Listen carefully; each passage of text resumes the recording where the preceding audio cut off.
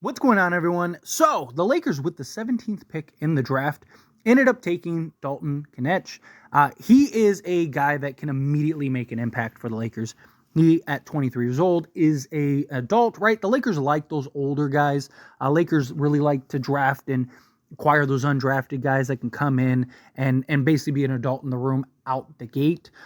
Dalton isn't a guy that's going to need a ton of development right out the gate. He's a guy that really can make an impact. A lot of people thought he was going to go sooner in the draft. Look, if this guy was 20, he'd probably be a top 10 pick. But the fact that he's 23 is a lot of the reasons why he fell as far down as he did. But look, the Lakers are a team that wants and needs to compete and contend now, right? Adding Knecht to a team like the Lakers who need a guy that can immediately make an impact. This is a huge opportunity for them. This also kind of signals to me that the Lakers aren't going to trade the pick. That this signals to me that this is kind of a more because if they were looking to trade the pick, or if they had something lined up to have trade the pick, then chances are it would have been a younger guy, would have been somebody that maybe had more upside in long term. Because you look at the teams that the Lakers would have potentially traded with, you're looking at teams like, the Atlanta Hawks, who are probably going to hit the reset button, the Chicago Bulls, who are looking to tear it down, the Brooklyn Nets, right? Like, these teams are more likely than not going to want kind of a younger development prospect rather than a guy in Dalton who's coming in and can score the basketball immediately. Now, that doesn't mean that won't still happen. They very well could end up trading him. But this, in a lot of ways, kind of feels like, Jaime Jaquez, like a lot of Laker fans are upset that Jaime Jaquez, the Lakers didn't jump on him. Well, they kind of got their guy in Dalton, right? He got good size, 6'5", 6'6". He's like 210 pounds, can basically play the 2 guard, can play the 3 guard. Got decent athleticism, can score the basketball, can make plays for others. This is a guy that, has a very good all-around game that I think will fit in nicely alongside, LeBron James and Anthony Davis. He's a guy that, shot just a hair under 40% from 3-point range, averaged just a hair under 22 points per game for the Volunteers.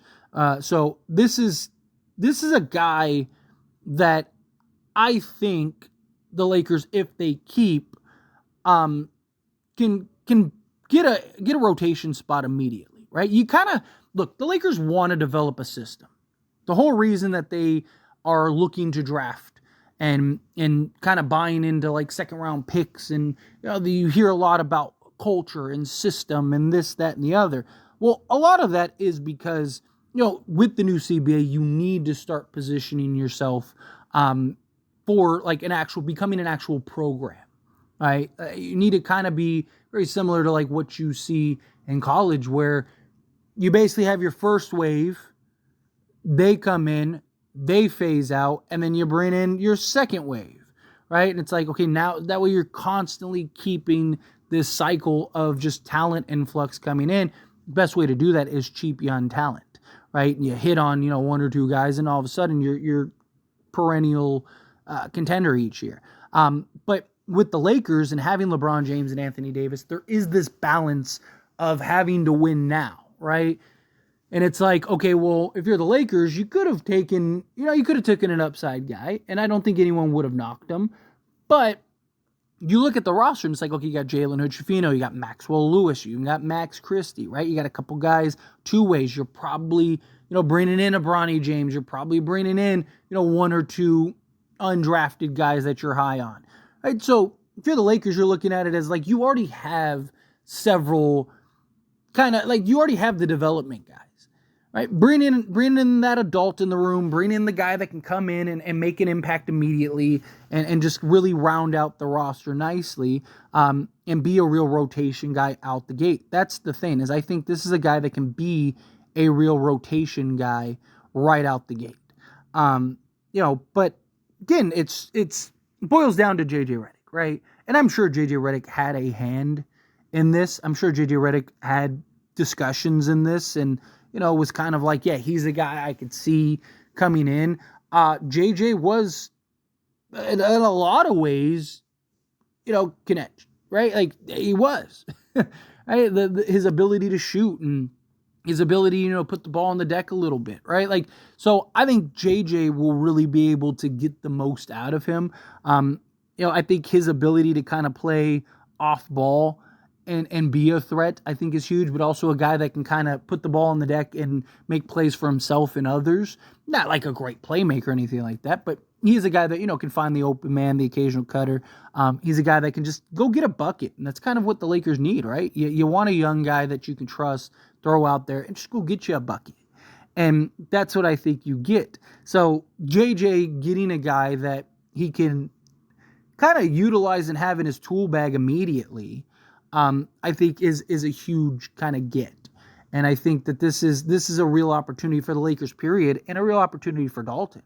Now, look, I've said it, don't fall in love with guys immediately, just because, again, the Lakers, if they can, they're going to unload him if it means getting a DeJounte Murray or a Trae Young or whatever, right? So don't look at this as like, oh, that's it. Lakers, they're in the money, right? Like, this is the guy I wanted.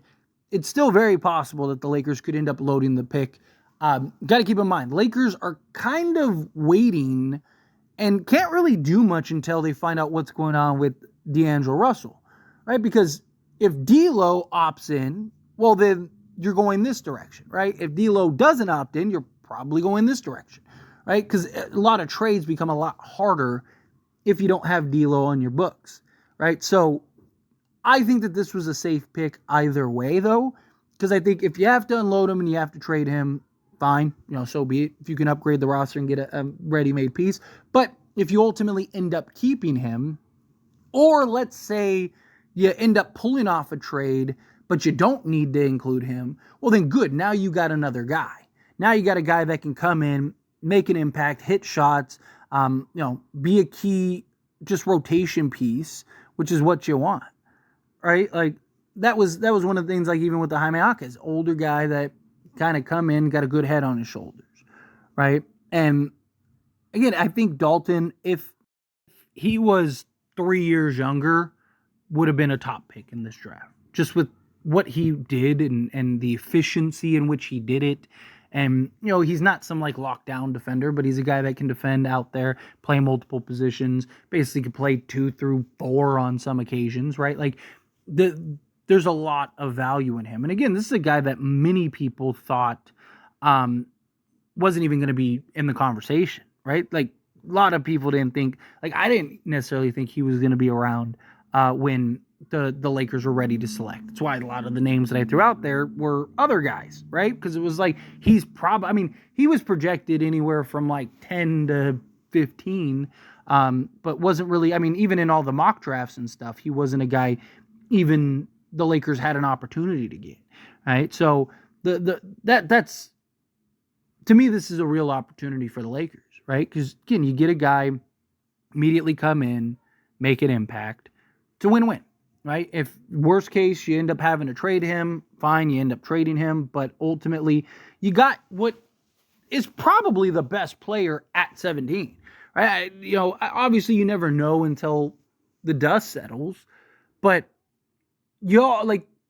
especially when you're drafting at 17, you want to try to get the player that you think is the best and has the best and most upside, right?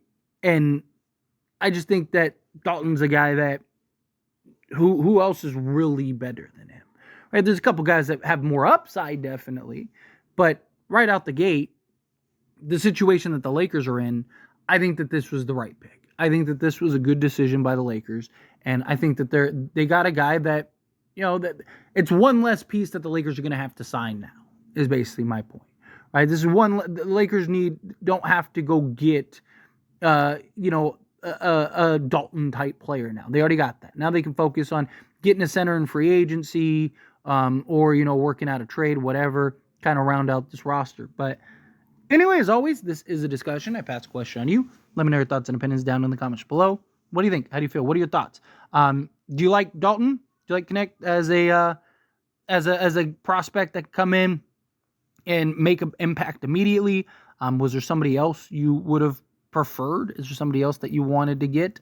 Again, how you feel, whatever your thoughts are. I'd love to hear it. So let me know down in the comments below. That being said, if you haven't liked this video, hit that like button. Helps me a lot. It's me enjoy these types of videos, and I truly appreciate it. Not subscribe channel, hit that subscribe button. Turn on the bell notifications. Appreciate y'all. See you in the next one. Thank you.